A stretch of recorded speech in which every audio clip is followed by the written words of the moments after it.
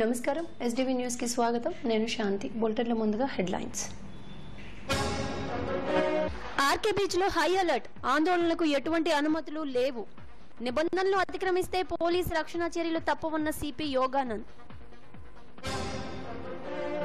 ఎవరిని అడ్డంకులు సృష్టించినా RK beach లో నిరసన కొనసాగుతోంది ప్రతిపక్ష నేత జగన్ పాల్గొంటారన్న మాజీ మంత్రి బొత్స సత్యనారాయణ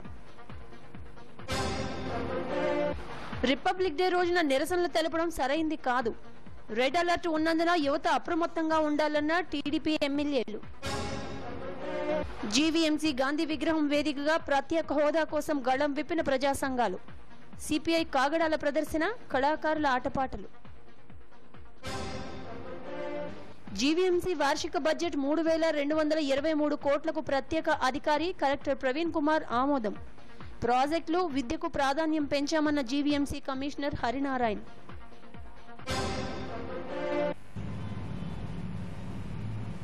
విశాఖ ఆర్కే బీచ్ లో హై అలర్ట్ ఉన్నందున ఎటువంటి ఆందోళనలకు అనుమతించమని నగర పోలీస్ కమిషనర్ యోగానంద్ హెచ్చరించారు ఐబీ హెచ్చరికల నేపథ్యంలో పోలీస్ శాఖ రక్షణ చర్యలు చేపడుతోందని అన్నారు ప్రత్యేక హోదా ఉద్యమకారులు ఈ ఉద్యమాల విషయంలో పునరాలోచించుకోవాలని ఆయన విజ్ఞప్తి చేశారు 26న రిపబ్లిక్ డే 27, 28 తేదీలో భాగస్వామ్య సదస్సు జరుగుతున్న నేపథ్యంలో ఆర్కే బీచ్ లో అంతా హై అలర్ట్ ప్రకటించినట్లు సిపి వెల్లడించారు కొంతమంది ఉద్యమకారులు కలిసినప్పటికీ అనుమతి జారీ చేయలేదని స్పష్టం చేశారు కాదని ఎవరైనా ఉద్యమిస్తే పోలీస్ పరంగా రక్షణ చర్యలు చేపడతామని ఆయన హెచ్చరించారు 144తో పాటు 30 సెక్షన్లు కూడా అమలు చేస్తున్నట్లు వెల్లడించారు కమిషనరేట్ లో ఆయన మీడియాతో మాట్లాడారు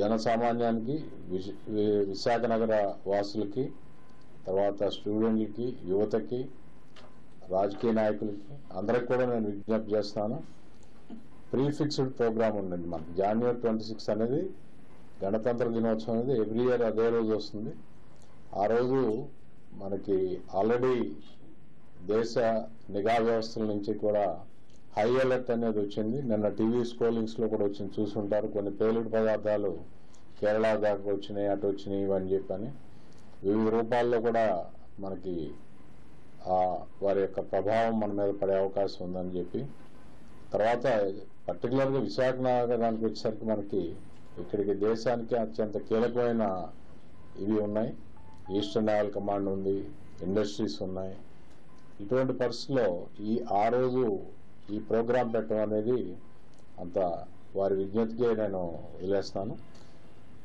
రక్షణ శాఖ పరంగా పోలీస్ పరంగా మేము తీసుకోవాల్సిన అన్ని చర్యలు మేము తీసుకుంటాము ఇంకొకసారి కూడా మీ ద్వారా మేము మనవి చేసేది ఏంటంటే ఇది 26 కాదు మంచిది కాదు తర్వాత 27, 28 మనకి సిఐఏ పార్ట్నర్షిప్ సమిట్ ఉంది కాబట్టి ఆ 2 రోజులు కూడా కాదు దాన్ని పునరాలోచించుకోవాలని చెప్పి విద్యార్థులు యువత కూడా దీనికి వారు కూడా సహేతుకంగా ఆలోచించి దీనికి స్పందించాలని చెప్పి నేను మీ అందరి ద్వారా ఇంకోసారి మనవి చేస్తాను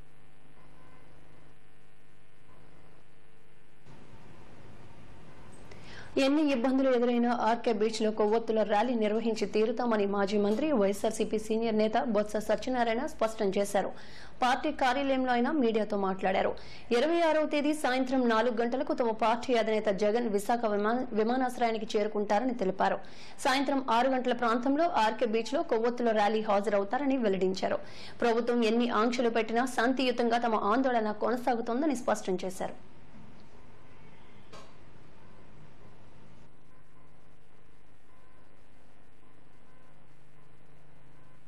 పరిపాలన మీద ప్రభుత్వానికి తాలూకా ల్యాండ్ ఆర్డర్ తాలూకా ఆర్గనైజేషన్ మీద డౌట్స్ ఉంటాయి దేశమంతా రిటర్న్ ప్రకటించమంటే ఏమైనా అర్థం ఉందండి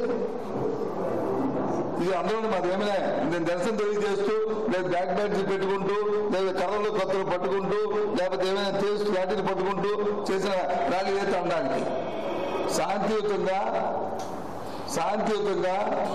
ఏదైతే మన తాలూకా ఈ ప్రజల కావాలనే కోరిక ఏదైతుందో ఆ కోరిక కూడా కోరిక అంటే కొత్తగా వచ్చిన కోరిక కాదు రాష్ట్ర విభజన జరిగిన నేపథ్యంలో చట్టసభల సాక్షిగా రాజ్యసభలో ఇచ్చిన ఆ రోజు ప్రధానమంత్రిగా ఇచ్చిన హామీని తర్వాత ఎన్నికలప్పుడు వచ్చి ఈనాటి ప్రధానమంత్రి ఈనాటి ముఖ్యమంత్రి ఎన్నిక వేదికలెక్కి ఈ రాష్ట్రానికి 5 సంవత్సరాలు కాదు 10 సంవత్సరాలు కావాలని కోరి 10 సంవత్సరాలు ఇస్తామంటే కాదు 15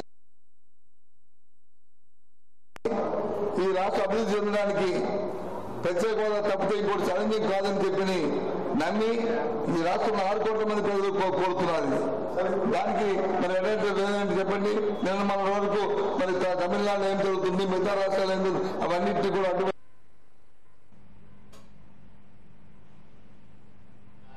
రిపబ్లిక్ డే రోజున ప్రత్యేక హోదా ఉద్యమం నిర్వహించడం విచిత్రంగా ఉందని టీడీపీ ఎమ్మెల్యేలు విమర్శించారు.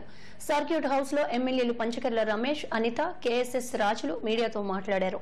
ప్రతిపక్ష నేత జగన్, జనసేన అధినేత పవన్ కు తాము హెచ్చరికలు చేస్తున్నట్లు చెప్పారు. రిపబ్లిక్ డే రోజున కాకుండా మరో రోజునైనా ఉద్యమాలు చేసుకోవాలని సూచించారు. కేవలం గ్లోబల్ సమిట్ ను నిర్వీర్యం చేసేందుకు అసాంఘిక శక్తులు ప్రత్యేక హోదా ఉద్యమం పేరుతో ప్రయత్నిస్తున్నాయని ఆరోపించారు. ఆర్కే బీచ్ లో రెడ్ అలర్ట్ ఉన్న నేపథ్యంలో ప్రజలందరూ అప్రమత్తంగా ఉండాలని సూచించారు. ముఖ్యంగా యువత తమ భవిష్యత్తును నాశనం చేసుకోవద్దని సూచించారు. ఇటు పోలీసు వారు కానీ, జిల్లా మేజిస్ట్రేట్ కలెక్టర్ గారు కానీ ఆ రోజు కరెక్ట్ కాదని ఎన్ని విధాలు చెప్పినా కూడా మీరు కార్యక్రమాన్ని చేపట్టడం అనేది ఎంతవరకు కరెక్ట్ అని చెప్పి ప్రశ్నిస్తా ఉన్నాం. ప్రత్యేక హోదా, ప్రత్యేక ప్యాకేజీకి తేడా ఏమిటి అని చెప్పి గతంలో కూడా అనేక సందర్భాల్లో డిబేట్ జరిగి హోదాకి మించి హోదా ఇచ్చిన రాష్ట్రాల్లో జరిగిన డెవలప్మెంట్ కూడా మనం చూసాం. మేము హోదాకేం వ్యతిరేకం కాదు, కానీ ప్యాకేజీ తీసుకుని ఆర్థికంగా ఇబ్బందులను ఈ రాష్ట్రాన్ని డెవలప్ చేసుకుంటూ హోదా కోసం ఫైట్ చేయాలనేది ముఖ్యమంత్రి గారి నిర్ణయం అయితే అందరూ కూడా దాన్ని సమర్థిస్తూ ముందుకు పోతా ఉంటే సమయం సందర్భం చూసుకోకుండా ఈ ప్రవర్తన ఇలా ఉండటం ఈ రాష్ట్రానికి మేలు చేస్తుందా అని చెప్పి మేము సూటిగా ప్రశ్నిస్తా ఉన్నాం. ఇది ఒక రాజకీయ ఉగ్రవాదిలాగా తీసుకుంటున్న నిర్ణయాలు తప్ప ఈ రాష్ట్ర శ్రేయస్సు కోసం ఉపయోగపడే నిర్ణయాలు అవుతాయని చెప్పి మేము ప్రశ్నిస్తా ఉన్నాం. సో విద్రోహ శక్తులు చొరబడడానికి ఉంది అంటే అవకాశం ఉంది అని చెప్తూ జనవరి 26 ఒక రెడ్ అలర్ట్ మనం ప్రకటించుకున్న టైం అది. At the same time 27 and 28 investment meet పెట్టుకున్న టైం అది. అంటే ప్రపంచం మొత్తం మన వైపు చూస్తున్న టైంలో ఈ టైంలో అరాచకాన్ని సృష్టించడానికి సిద్ధపడుతున్నారా? ఒకటి ఏంటంటే ఇదే కాపు ఉద్యమంలో బ్యాక్ అండ్ ఎవరున్నారు? వైఎస్ఆర్సీపీ నేతలు కాదా? కరుణాకర్ రెడ్డి గారు కాదా? అప్పుడు ఇప్పటికీ కోర్టుల చుట్టూ తిరుగుతున్నారు. ఎవరు తిరుగుతున్నారు? అప్పుడు ఎంక్వైరీలో తేలలేదా? ఈ రోజు కూడా యువతను ముందు పెట్టుకుని యువతన అనే ట్రాన్స్ లో వీళ్ళు బ్యాక్ అండ్ సపోర్ట్ చేస్తున్నారు. మళ్ళా అక్కడే జరిగితే యువత భవిష్యత్తు ఏమవుతుంది? ఈ రోజు యువత భవిష్యత్తు మీకు అనవసరమా? ఏంటంటే పవన్ కళ్యాణ్ గారి గురించి కూడా సార్ ఇది సరైన వేదిక కాదు, మీరు చేస్తుంది మంచి ఉద్దేశమే, మీరు చేస్తున్న ఉద్యమం కానీ మీరు చేస్తున్న టెంపో కానీ మంచిదే, బట్ ఇది వేదిక కాదు. ఎందుకంటే అరాచక శక్తులు చొరబడే టైంలో కానీ అవినీతి పరులతో కూడా మీరు ఇందులోని అదే ప్లాట్ఫామ్ మీద మీరు ఉంటే అంటే మంచి ఉద్యమం గురించి వెళ్తూ నరకంలో పడినట్టు ఉంటుంది. దయచేసి అదే ఆలోచించుకోమని మేము పవన్ కళ్యాణ్. ప్రత్యేక హోదా కోరుతూ ప్రజా సంఘాల ఆధ్వర్యంలో జీబీఎంసీ గాంధీ విగ్రహం ఎదురుగా నిరసన తెలిపారు. ఈ ఆందోళనలో ప్రజా సంఘాలతో పాటు ప్రజా నాట్య మండలి కళాకారులు పాల్గొని పాటల ద్వారా గళం విప్పారు. ప్రజల మనోభావాలకు వ్యతిరేకంగా కేంద్ర రాష్ట్ర ప్రభుత్వాలు వ్యవహరిస్తున్నాయని ఆరోపించారు. తమ వంతు పాత్రగా ఉద్యమానికి మద్దతు తెలుపుతున్నట్లు ప్రజా నాట్య మండలి నాయకుడు అప్పారావు తెలిపారు. 26వ తేదీన ప్రత్యేక హోదా ఉద్యమానికి మద్దతు తెలుపుతున్నట్లు ప్రకటించారు. ప్రత్యేక హోదా ఇస్తే నష్టం, ప్రత్యేక హోదా ఇవ్వాల్సిన అవసరం లేదు, అంతకన్నా ప్రత్యేక ప్యాకేజీ ఇస్తున్నామని చెప్పి ఇవాళ ఆంధ్ర రాష్ట్ర ప్రధానికాన్ని మోసం చేస్తా ఉన్నారు. ఇవాళ ప్రజల ఓట్లతో గెలిచి వీళ్ళంతా కూడా ప్రజల్ని మోసం చేసే పద్ధతిలో ఉండేటప్పుడు ప్రధానాట్య మండలి తన కర్తవ్యం ప్రజల కష్టాల్లో ఉండేటప్పుడు తన కళాన్ని గళాన్ని విప్పి ప్రజల్ని చైతన్యవంతులు చేస్తుంది. ఆ బాధ్యత మా మీద ఉంది. కాబట్టి ఇవాళ ప్రత్యేక హోదా అనే సాధన కోసం ప్రజలు నిర్వహించే ప్రతి పోరాటంలో ప్రధానాట్య మండలి తన పాటల ద్వారా, కళారూపాల ద్వారా, స్కిట్స్ ద్వారా ప్రజల్ని చైతన్యవంతం చేసి భవిష్యత్తులో జరగబోయే అన్ని పోరాటాలను ప్రధానాట్య మండలి ముందుంటుంది. రేపు ఆర్కే బీచ్లో పెద్ద ఎత్తున ప్రత్యేక హోదా సాధన కోసం జరిగే కార్యక్రమంలో మా కళాకారులు అందరూ పాల్గొంటారు. ఈ పోరాటం ఇవాళ ఆరంభం మనం చూస్తున్నాం. ప్రత్యేక హోదా కోరుతూ జీవీఎంసీ గాంధీ విగ్రహం ఎదుట సిపిఐ ఆధ్వర్యంలో కాగడాల ప్రదర్శన నిర్వహించారు. ప్రత్యేక హోదాతోనే పరిశ్రమలు రావడం, తద్వారా నిరుద్యోగులకు ఉపాధి కలుగుతోందని సిపిఐ నగర కార్యదర్శి మార్కాండేయులు అన్నారు. ఈ నిరసనలు అణిచివేయడానికి ప్రభుత్వం మొండిగా వ్యవహరిస్తే ప్రజలే తగిన గుణపాఠం చెబుతారని ఆయన హెచ్చరించారు. ప్రజల మనోభావాలను గౌరవించి ముఖ్యమంత్రి చంద్రబాబు ఇచ్చిన హామీలు అమలు చేసేందుకు కృషి చేయాలని సూచించారు. ఈ కార్యక్రమంలో సిపిఐ నాయకులు, కార్యకర్తలు పాల్గొన్నారు.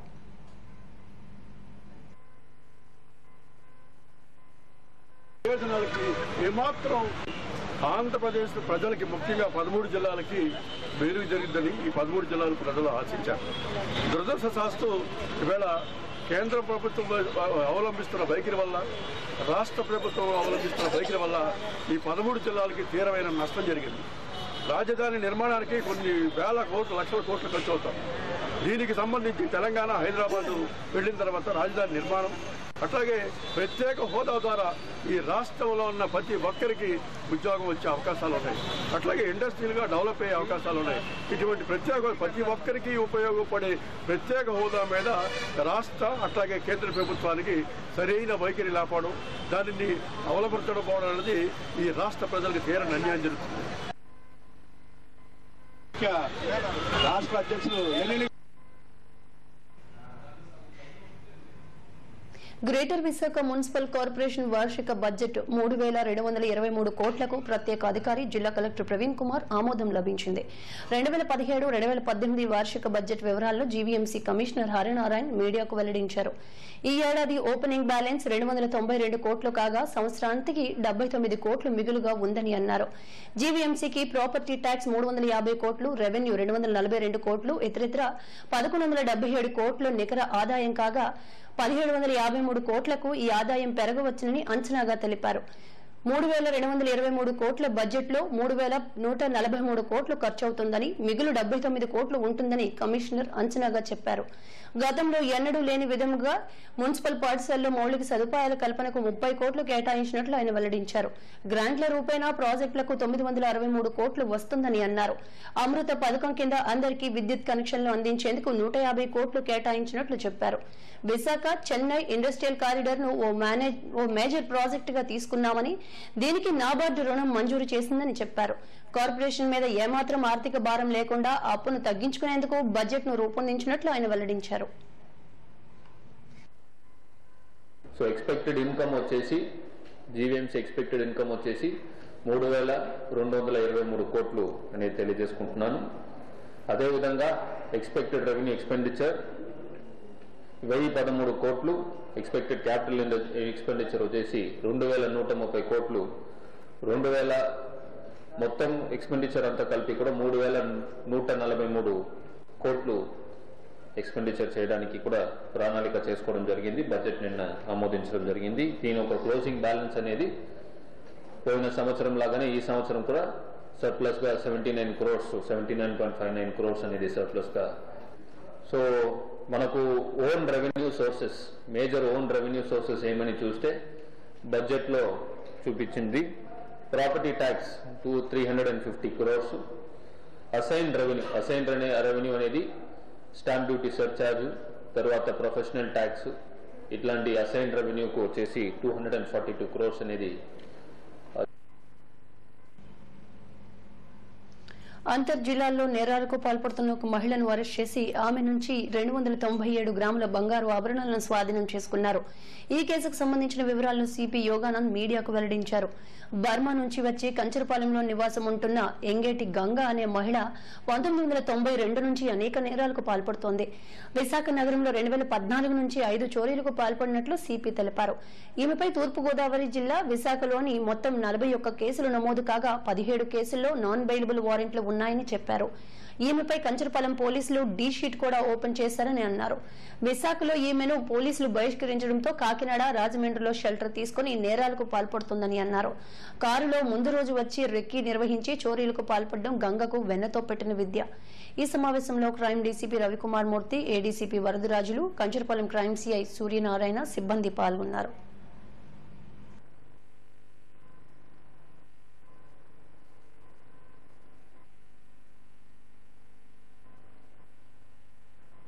నుంచి నుంచి మన విశాఖపట్నం సిటీలో 41 అఫెన్సుల దాకా చేశారు. ఇవి day HBs, night HBs and robberies కూడా ఉన్నాయి. ఈ అమ్మాయి మీద మన విశాఖపట్నం సిటీలో 17 నాన్ బెయిలబుల్ వారెంట్స్ కూడా పెండింగ్ ఉన్నాయన్నమాట. అవి ప్రాపర్టీ అఫెన్స్లో 11, immoral traffic act, prevention of immoral traffic యాక్ట్లో 6 ఉన్నాయి. ఈరోజు రాబడిన సమాచారం ప్రకారం ఈ అమ్మాయి ఇక్కడ కంచరపాలెం దగ్గర ఉంటుంది, బర్మా క్యాంప్ దగ్గర ఈ ఎన్బిడబ్ల్యూస్ డ్రైవ్లో పార్ట్లో వెళ్తే ఇది అయిందనమాట. ఈమె కంచరపాలెం పిఎస్లో ఒక డోషియర్ క్రిమినల్ షీట్ కూడా ఉంది. ఈమె 1992 నుంచి కూడా ఇటువంటి అఫెన్సెస్ ఈమె చేస్తుంది. ఈమె 3 years బ్యాక్ ఈమె మన వైజాగ్ సిటీ నుంచి వెళ్ళి కాకినాడలో షెల్టర్ తీసుకుని అక్కడ కూడా అఫెన్సెస్, ప్రాపర్టీ అఫెన్సెస్ అవి చేయడం జరిగింది. అక్కడ ఈస్ట్ గోదావరి పోలీస్ కూడా ఈవిడని అరెస్ట్ చేసి రిమాండ్ చేయడం జరిగింది. సో ప్రస్తుతం ఈవిడ ఈ 41 కేసుల్లో కూడా సుమారుగా 3000 ఆన్లైన్ షాపింగ్ కంపెనీలు కస్టమర్లకు కాజా తినిపిస్తున్నాయి. ఆర్డర్ చేసిన వస్తువులకు బదులు రాళ్లు దర్శనమివ్వడంతో జనం మండిపడుతున్నారు. ఆన్లైన్ లో బుక్ చేసుకున్న ట్యాగ్ కు బదులు కొరియర్ లో రాళ్లు రావడంతో ఒక్కో అధికారి నిర్ఘాంతపోయాడు. తీరా మోసపోయామని తెలుసుకుని న్యాయం కోసం పోరాడుతున్నారు. కోరమన్నపాలెంకు చెందిన ప్రేమ్ కుమార్ విశాఖ స్టీల్ ప్లాంట్లోని ఆర్ఎస్ విభాగంలో డిప్యూటీ మేనేజర్ గా పనిచేస్తున్నాడు. సంక్రాంతి పండుగ సందర్భంగా ప్రత్యేక ఆఫర్లు ఉండడంతో పేటీఎం ద్వారా ఆన్లైన్ లో 7,000కు ట్యాబ్ ను కొనుగోలు చేశాడు.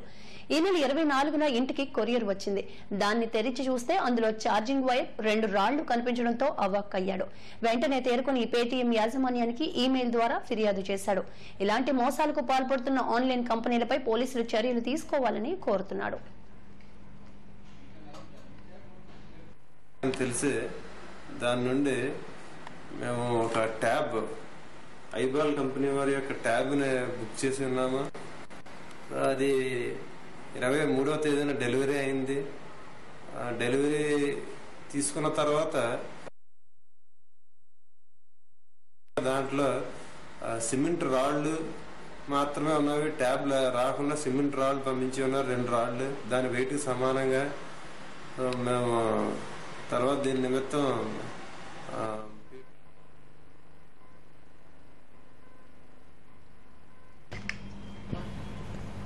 ప్రత్యేక హోదా పేరుతో విశాఖలో చేస్తున్న ఆందోళనను అర్ధరహితమని ఏపీ యువజన జేఏసీ కన్వీనర్ అడారి కిషోర్ కుమార్ అన్నారు. స్థానిక హోటల్లో ఆయన మీడియాతో మాట్లాడారు. ట్విట్టర్లో ట్వీట్ చేసే పవన్ కళ్యాణ్ సమైక్యాంధ్ర ఉద్యమంలో ఏమయ్యారని ఆయన ప్రశ్నించారు. ప్రత్యేక హోదా పేరుతో ఢిల్లీలో ఆందోళన చేపట్టాలి గాని ఏపీలో అభివృద్ధిని కాంక్షించే గ్లోబల్ సమిట్ వద్ద ఆందోళన చేస్తే ప్రయోజనం ఉండదని అన్నారు. ఆంధ్రప్రదేశ్ అభివృద్ధికి నిరోధకంగా మారుతుందని, యువత భవిష్యత్ ప్రశ్నార్థకం అవుతుందని అన్నారు. ఇటువంటి ఆందోళనలు విరమించుకోవాలని ఆయన సూచించారు. అన్ని రాజకీయ పార్టీలు రియాక్ట్ అయ్యి కానీ మీరు ఆ రోజు రియాక్ట్ కాలేదు. నేను ఒక్కటే అడుగుతా ఉన్నాను, సీమాంధ్ర ప్రాంతం మొత్తం కొమరం భీం అనే ఒక సినిమాని రిలీజ్ అయినప్పుడు తెలంగాణ నైజాం ప్రాంతం మొత్తంలో ఆ సినిమాని అడ్డుకుంటామని చెప్పిన మొత్తం ప్రజలందరూ చెప్పినప్పుడు ఆ రోజు సీమాంధ్ర ప్రాంతం అంతా కూడా ప్రజలందరూ మీ వెనకాల నుండి మీ యొక్క సినిమా నాడించి హ్యూమన్ రైట్స్ కమిషన్కి, అట్లాగే గవర్నర్కి, అక్కడ ఉన్నటువంటి మూవీ ఆర్టిస్ట్ అసోసియేషన్ కూడా మేము ఇచ్చి కళాకారులపై దాడులు తప్పు అని చెప్పి మీ యొక్క సినిమాను మేము ఆడించాం. అలాంటిది గణతంత్ర దినోత్సవం 26వ తారీఖున భారతదేశం అంతా జరుపుతున్న రోజు మీరు ఈ ట్వీట్ల ద్వారా ఇక్కడ ఉన్నటువంటి యువకుల్ని, విద్యార్థులను పెడద్రోవ పట్టించొద్దు. రెండవది 27, 28వ తారీఖున సిఏఏ సమ్మిట్ జరుగుతుంది. ఈ సమ్మిట్ ద్వారా చట్టాలపై విద్యార్థులు అవగాహన పెంపొందించుకోవాలని 3వ అదనపు chief metropolitan magistrate B Satyanarayana అన్నారు. మండలి లీగల్ సర్వీసెస్ అథారిటీ ఆధ్వర్యంలో గాజువాకలో అవగాహన సదస్సుని నిర్వహించారు. సమాచార సాంకేతిక చట్టాలపై అవగాహన అవసరమన్నారు. టెక్నాలజీని స్వప్రయోజనాలకు ఉపయోగించిన సందర్భంగా ఇటీవల కాలంలో వెలుగు చూస్తున్నాయని అన్నారు. Junior civil judge Sadhubabu, principal senior civil judge Moses, ప్రతినిధులు వి శ్రీనివాస్, కృష్ణమూర్తి తదితరులు ఈ కార్యక్రమంలో పాల్గొన్నారు.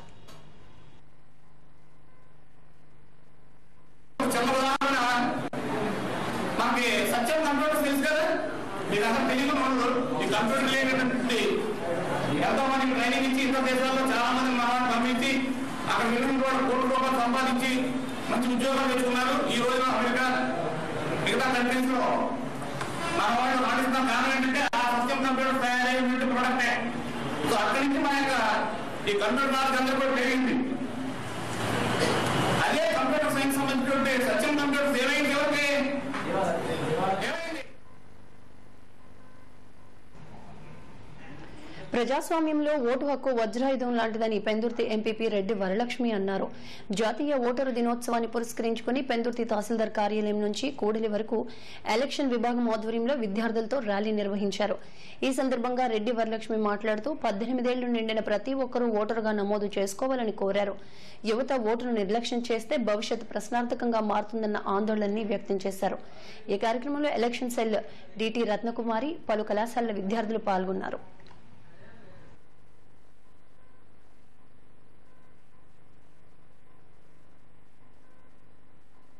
ఈరోజు మరి విద్యార్థులతోనే ర్యాలీ ప్రోగ్రాం చేయడం, తర్వాత ప్రతి ఒక్కరికి కూడా ఓటు హక్కు ఉండాలి. 18 సంవత్సరాలు దాటిన ప్రతి ఒక్క అబ్బాయి అవనీయు అమ్మాయి అవనీయు అందరూ ఓటు హక్కు చేయించుకొని ఆ ఓటు హక్కును దుర్వినియోగం చేయకుండా అందరూ కూడా వినియోగించుకొని ప్రతి ఒక్క ఓటర్ కూడా ఒక దేశ భవిష్యత్తు నిర్ణయించే శక్తి ప్రతి ఒక్క ఓటర్కి ఉంది. కాబట్టి ఈ అవకాశాన్ని ఉపయోగించుకొని పిల్లలందరూ కూడా ముఖ్యంగా యువత ముందుకొచ్చి ఈ ఓటర్ దినోత్సవంలో పాల్గొని ఎక్కువ ఓట్లు గాజువాక బీసీ రోడ్లోని శ్రీ సీతారామ ఉమా రామలింగేశ్వర పరస మహోత్సవాన్ని గాజువాక ఉత్సవ్గా నిర్వహిస్తున్నట్లు ఎమ్మెల్యే పల్లా శ్రీనివాస్ వెల్లడించారు. బీసీ రోడ్లోని ఫంక్షన్ హాల్లో ఉత్సవ పోస్టర్ను ఆవిష్కరించారు. ఈ ఏడాది పరస మహోత్సవాన్ని ప్రతిష్టాత్మకంగా నిర్వహిస్తున్నామని తెలిపారు. ఈ సమావేశంలో ఉత్సవ కమిటీ ప్రతినిధులు తిప్పల నాగిరెడ్డి, గురుమూర్తిరెడ్డి, సిహెచ్ వెంకటరామయ్య, మంత్రి రాజశేఖర్, దొడ్డి రమణ, మొహమ్మద్ రఫీ, గంధం శ్రీనివాస్ తదితరులు పాల్గొన్నారు.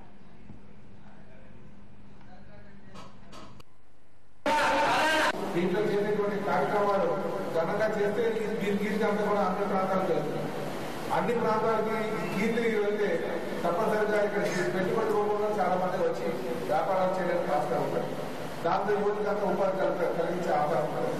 సో దేనికైనా సరే మనం ఏ కార్యక్రమం చేసినా సరే ఒక మంచిగా చేసి మన ప్రాంతానికి మంచి పేరు తెచ్చుకున్నామంటే ఖచ్చితంగా దానివల్ల ఎంతో మంచి జరిగే అవకాశం ఉంటుంది. మన యువతకు కానీ, లేకపోతే ఇన్నోవేషన్ వ్యాపార పరంగా కానీ, ఉద్యోగ పరంగా కానీ, లేకపోతే అభివృద్ధి పరంగా కానీ చెప్పాలంటే మరి ఇది మనం ఎప్పటికీ ముందుకు తీసుకెళ్లాలని చెప్పేసి మరి మీ అందరినీ కోరుతూ, అలాగే ఉత్సవ కమిటీ సందర్భంగా ఉత్సవ కమిటీ వేయాలి. ఎంతో కష్టపడి పనిచేస్తే కానీ పెద్దలు సహాయ సహకారాలతో అన్ని కార్యక్రమాలు కష్టపడి కార్యక్రమాలు చేస్తే కానీ ఉత్సవంలో వ్యవహారంలో దానికి ఏదైతే ఇప్పుడు అన్ని పరిస్థితి అందరిగా దృష్టిపోవడం తీసుకోవడం జరిగింది. గతంలో కూడా జీవీఎంసీ 49వ వార్డు అర్హులైన లబ్దిదారులకు పట్టాలు పంపిణీ కార్యక్రమాన్ని నిర్వహించారు. ఏపీ హౌసింగ్ కార్పొరేషన్ ద్వారా మంజూరైన గృహ రుణ పత్రాలను వార్డు టీడీపీ అధ్యక్షుడు మజ్జి సోమేష్ లబ్దిదారులకు అందజేశారు. అర్హులైన లబ్దిదారులకు సొంతింటి కల నెరవేర్చడమే టీడీపీ ప్రభుత్వ లక్ష్యమన్నారు.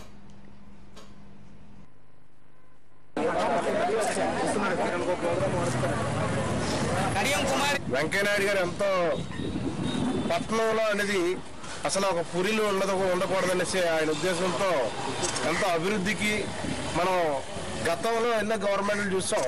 20-30 వేల రూపాయలు ఇవ్వడానికి ఎంతో కష్టంతో కూడుకునే వేగంగా ఉండేది. ఈ రోజు 2,50,000 రూపాయలు ఇవ్వడానికి ఎటువంటి ఆలోచన లేకన్నా కూడా చంద్రబాబు నాయుడు గారు ప్రతి ఒక్కరికి ఇల్లు ఉండాలా అనేది మంచి ఉద్దేశంతో ఆయన చేపట్టిన కార్యక్రమానికి భగవంతుని అండదండలు కూడా ఉండాలని కోరుకుంటున్నాం. ఎందుకంటే ఆయన ఆర్థిక స్తోపంలో ఉంటూ కూడా ఆంధ్రప్రదేశ్ని ముందుకి ఏ అక్షరం అభివృద్ధి అనే కార్యక్రమాన్నే మంచి ఉద్దేశంతో. జాతీయ ఓటరు దినోత్సవం సందర్భంగా జీవీఎంసీ 61వ వార్డు సుందరయ్య కాలనీ ప్రాథమిక పాఠశాల ఆవరణలో మహిళలకు ముగ్గుల పోటీలు నిర్వహించారు. అర్బన్ జిల్లా టీడీపీ కార్యదర్శి కరణం కనకారావు ముఖ్య అతిథిగా హాజరయ్యారు. ప్రతి ఒక్కరూ ఓటు హక్కుపై అవగాహన పెంపొందించుకోవాలని కోరారు.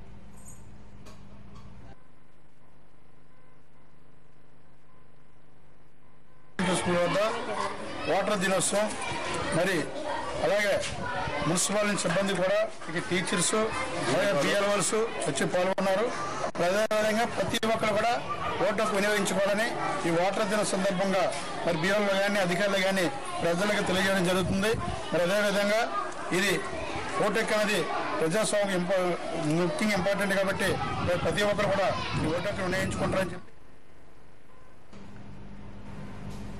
కేంద్ర రాష్ట్ర ప్రభుత్వాలు అనుసరిస్తున్న ప్రజా వ్యతిరేక విధానాలను సంఘటితంగా తిప్పికొట్టాలని విశ్రాంత ఐఏఎస్ అధికారి శర్మ పిలుపునిచ్చారు.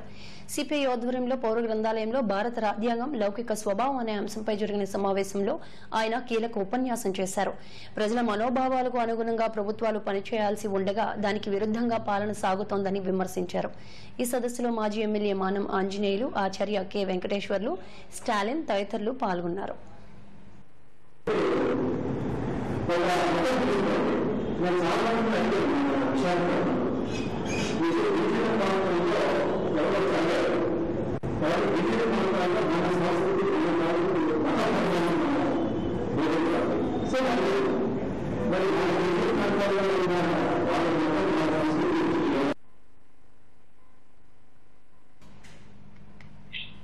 ఇప్పుడు రిలయన్స్ ఫౌండేషన్ వారి వెదర్ రిపోర్ట్. 26 గాలి వేగం ఉదయం 26 నుండి కిలోమీటర్లు, సాయంత్రం 10 నుండి 14 కిలోమీటర్లు, రాత్రి 16 నుండి 18 కిలోమీటర్లు ఉండవచ్చును. గాలి దిశ ఉదయం నైరుతి దిశగా, సాయంత్రం రాత్రి దక్షిణ దిశగా ఉండవచ్చును. అలల ఎత్తు ఉదయం సాయంత్రం 5 నుండి 6 అడుగులు, రాత్రి 4 నుండి 5 అడుగులు ఉండవచ్చును. ఆకాశం ఉదయం పాక్షికంగా మేఘావృతమై ఉండి సాయంత్రం రాత్రి మేఘావృతమై ఉండవచ్చును. మత్స్యకారులకు సూచన. పై గణాంకాలను బట్టి రాగల 2 రోజులు సముద్ర వాతావరణం సాధారణ పరిస్థితులలో కొనసాగుచున్నది. కావున మత్స్యకారులు వేటకు వెళ్లవచ్చును. బులెటిన్ ముగించే ముందు హెడ్లైన్స్ మరోసారి. ఆర్కే బీచ్ లో హై అలర్ట్, ఆందోళనలకు ఎటువంటి అనుమతులు లేవు. నిబంధనలు అతిక్రమిస్తే పోలీసు రక్షణ చర్యలు తప్పవన్న సిపి యోగానంద్. ఎవరిన్ని అడ్డంకులు సృష్టించినా ఆర్కే బీచ్ లో నిరసన కొనసాగుతోంది.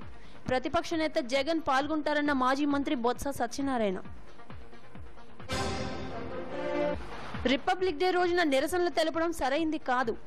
రెడ్ అలర్ట్ ఉన్నందున యువత అప్రమత్తంగా ఉండాలన్న టీడీపీ ఎమ్మెల్యేలు. జీవీఎంసీ గాంధీ విగ్రహం వేదికగా ప్రత్యేక హోదా కోసం గళం విప్పిన ప్రజా సంఘాలు. సిపిఐ కాగడాల ప్రదర్శన, కళాకారుల ఆటపాటలు.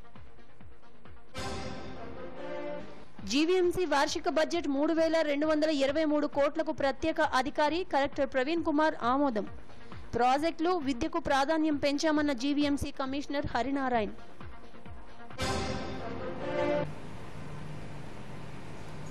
కస్టమర్లకు కాజా తినిపిస్తున్న ఆన్లైన్ షాపింగ్ కంపెనీలు. ఆర్డర్ చేసిన వస్తువులకు బదులు అడ్డమైన గడ్డి ప్యాకింగుల్లో దర్శనం. ట్యాబ్ బుక్ చేసిన ఉక్కు అధికారికి పార్సల్లో రాళ్లు ప్రత్యక్షం. వివరాలు దరువులో.